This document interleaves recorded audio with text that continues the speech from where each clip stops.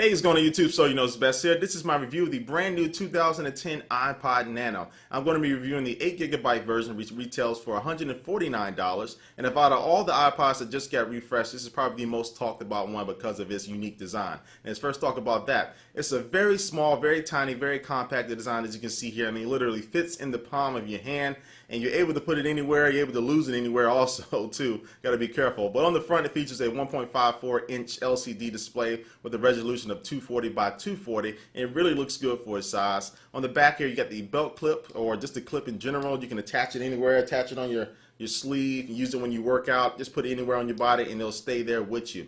On the bottom, you have the dock connector, use it to charge it, and also you have the headphone jack on the bottom of the device. And at the top, you got the volume buttons and actually the power button as well. So it really is one of the designs that is really going to, once you turn it on and people see the display, they're going to be interested in it. Now let's look at it compared to the previous version of the iPod Nano, probably the most popular iPod Nano to date. And you can see it's a stark difference. I mean, it's really like Yao Ming and Nate Robinson. It really is a big difference between the size comparison with this, and also the screen size. The last generation iPod Nano, why it's so popular, because it had that widescreen display. It was very bright, very nice looking display as well. But this new version of iPod Nano opted to go small over actual usability.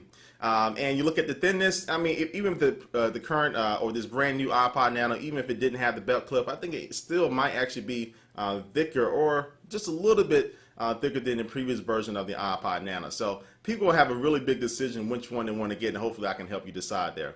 Now let's look at the OS and how the software runs on this iPod Nano. So it features, again, it's a multi-touch display, so everything is touch-based. It's you don't really interact with the Nano with the buttons besides the volume and the power button, of course. And so you can get in there and do pretty much anything you can do on every other iPod. You can scroll through your music. It's real good that you can just scroll with one finger, scroll down the letters to find it real quickly. And if you especially have a really big library of songs, you can browse your photo library on here. And even though it's small and tiny, you can just set it as a slideshow mode and use this as a display while you're running or whatever. I don't know why you do that, but you can do that. And also you can do the Nike Plus on here. It can count your footsteps, count how far you're running. This does have a built-in accelerometer in here as well. So the Nike Plus could be good. Again, this is really a good device for people who work out as well. And also, you've probably seen my video going over the iWatch configuration, where you can set this thing up as an iWatch, and it looks pretty good. And there's some companies coming up with some really good ideas, really good wristbands to really turn this into a really good iWatch. I just made that real quickly. It wasn't really nothing special. But overall, the OS really flows very well. You can change the screen orientation by flipping it with your two fingers, and everything is smooth, everything is streamlined, everything works. And just thinking about something this small and working with it with one finger, I have to say the Apple really pulled it off, and it really works very well. Now the question everybody keeps on asking me is whether they should get the previous version of iPod Nano or this brand new version. And I have to say it's probably built upon your needs and how you're actually going to use it. Now I'm going to be using this new iPod Nano as probably a workout device with the belt clip and with this small compact design, just attached it to my shirt with some headphones. I'm ready to go run or work out, do whatever I want to. Now the previous generation has a bigger screen, has a camera, has a microphone. I mean, it has all these things that really make it a nice device, a nice alternative to the iPod Touch, really, besides applications and stuff like that. And it's really, I think it's probably for people who use that as their primary MP3 player. The previous generation iPod Nano may be the one to go for you. So again, it's going to be dependent on your needs.